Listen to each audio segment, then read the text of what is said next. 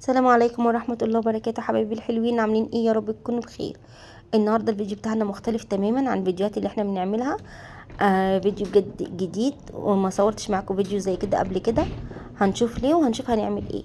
هنبدأ نقول بسم الله، وما ننساش اللايك والشير والسبسكرايب للقناة عشان يوصل لنا كل جديد.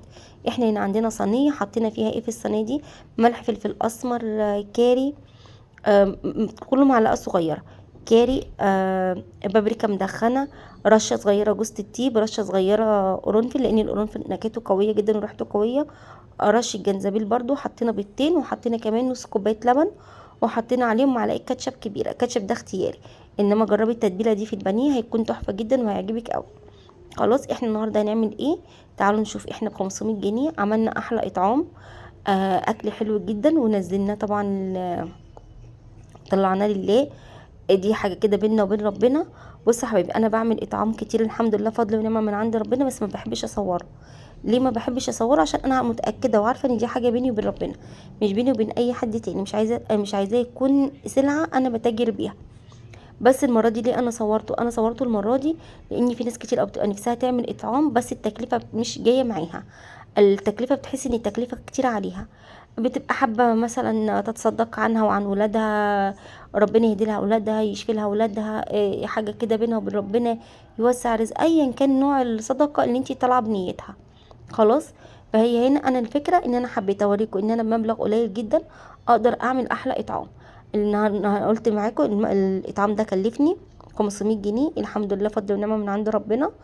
فهنشوف عملنا ايه. احنا هنا جبنا الاتنين كيلو بانيه، طبعا غسلناهم كويس قوي، وبعد كده حطيناهم في التتبيله اللي احنا عملناها مع بعض كده، ونقعناهم شويه لغايه لما نحمر المكرونه. هنا حطيت معلقتين سمنه كبار، سمنه بلدي، وحطيت عليهم ربع كوبايه زيت او ماشي، او 3 معالق زيت كبار.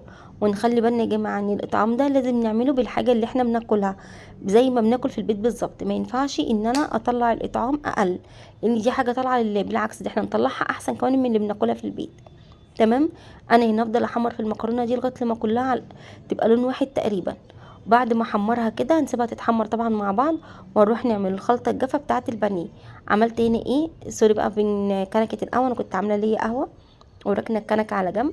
بصوا انا هنا حطيت ايه، نص كيلو بقسماط ناعم، وحطيت عليه 3 معالق كبار نشا، واحط عليهم كمان زيهم دقيق، واحط نص باكيت بيكنج باودر. تمام كده. ديت التتبيله دي بتطلع لي البانيه هش ومقرمش، وناشف كده، وما بيشربش زيت، وبيخلي الزيت بتاعي فاتح لاخر واحده، وبيخلي كمان قطعه البانيه بتاعتي ذهبي. انا هنا كنت بعمل فنجان قهوه لماما، ربنا يديها الصحه، هي كانت عندي وطلبت فنجان قهوه عملته لها. وبدات اكمل معاكم الخلطه بتاعتنا. انا هنا حطيت نفس البهارات اللي هحطها في تتبيله البانيه اللي انا نقعته، هحطها في البودر بالظبط. كل اللي هزوده عليهم معلقه الكاري. ليه قصدي معلقه الكركم. ليه معلقه الكركم؟ معلقه الكركم دي بتديني لون ذهبي حلو في القلي، سواء بقلي سمك، بقلي بانيه، بقلي بفتيك، بعمل كفته، ايا كان نوع الحاجه اللي انا بقليها، حتى كمان في القرنبيط بتديني لون حلو قوي، بتديني كمان طعم حلو زي ما احنا قلنا. في اي في اي حاجه بلاقي ان انا ينفع اضيف فيها الكركم بضيفه، لان هو بجد مضاد للاكسده ومقوي للمناعه، وحلو جدا، وخصوصا في الايام اللي احنا ملخبطه اللي احنا فيها دي، اللي احنا لا عارفين هي برد ولا حر، والجو وحش خالص. فالكركم ده هنا بيقوي المناعه، وبيعمل كمان معايا، بيعمل معايا مضادات الاكسده بتاعه الجسم، فحلو جدا. خلاص. يبقى انا حطيت نفس البهارات، كل اللي انا زودت عليهم معلقه الكركم. تمام كده. وهنقلب الخليط بتاعنا دوت زي ما احنا شايفين.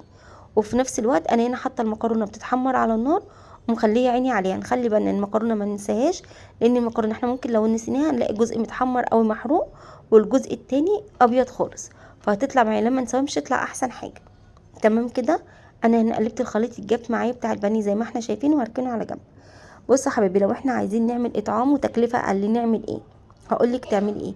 هنجيب البانيه دوت، سواء كيلو او كيلو ونص او 2 كيلو، على حسب مقدرتك واللي تقدري تعمليه. ممكن تجيبي كيلو واحد بس، هينفع معاكي. هتجيبي كيلو بانيه، وهتعملي طبعا تتبليه وتعمليه بنفس الطريقه دي، ما فيهوش اي حاجه خالص مختلفه. وهتجيبي مثلا ب10 جنيه ولا ب20 جنيه عيش، على حسب برضو عدد قطع البانيه اللي عندك. وهتقلي البانيه كده، وهتروحي حاطاه تعمليه سندوتشات، تطبقي الرغيف في بعضه، يعني تدخلي نص الرغيف كده وتتنيه لجوه، وتروحي حاطه فيه قطعه البانيه بتاعتك. وممكن تحطي كل الرغيفين في كيس، وممكن تحطي كل رغيف في كيس، على حسب امكانياتك، وعلى حسب ما تقدري تعملي ايه، من غير مكرونه ومن غير اي حاجه. انا مره عملت كده، كانت الميزانيه بتاعتي مش احسن حاجه، وكان نفسي قوي اعمل اطعام، رحت جايبه البانيه، رحت قليه، ورحت جايبه عيش ورحت حاطاه كده، وكان عندي ليمون مخلل في البيت، رحت حاطه مع كل ساندوتش الليمون المخلل بتاعه، وحطيتهم في كيس وفرقتهم. بجد بتبقى حاجه حلوه قوي ان انت تعملي حاجه زي كده في البيت. تمام، خلينا هنا مع بعض. انا هنا عندي بصلايه قشرتها وبشرتها كده زي ما احنا شايفين، وجبت كمان طماطميتين قشرتهم بشرتهم برضو كده بالطريقه دي. دول ايه؟ دول المكرونه. خلاص كده عشان بس ما نتوهش من بعض، عشان عارفه ان ممكن يكون الفيديو ملخبط شويه. انا بس حبيت ان انا اوريكم الاطعام بابسط الطرق وبابسط حاجه. على فكره احنا لو حبينا نعمل جبنه وبيض وبطاطس هنلاقي بيكلف اكتر بكتير قوي. خلاص، فاحنا هنا الكيلو البانيه الحمد لله اليومين دول سعره كويس شويه، وفي اماكن بتبيع ارخص. انا اللي انا بجيب منه دوت بيبيع غالي، يعني بيبيع اغلى واحد بلاقيه بيبيع فراخ او بيبيع بانيه. خلاص، هنا كانت المكرونه بتاعتي خلاص اتحمرت وداخله اهي على اللون الذهبي. انا عايزاها يبقى لون ذهبي غامق سنه صغيره، عشان لما اجي احط لها الشوربه بتاعتها ما تنفش مني، ما تبقاش معجنه او تبقى عامله زي المسلوقه. خلاص كده، فبحمرها. بعد ما احمرها والاقي خلاص لونها بدا يدخل على الذهبي كده زي ما احنا شايفين، ابدا اضيف البصل اللي انا حطيته. هحط البصل الاول وهديله تشويحه كويسه مع المكرونه. اللهم صل وسلم وبارك على سيدنا محمد وعلى اله واصحابه اجمعين.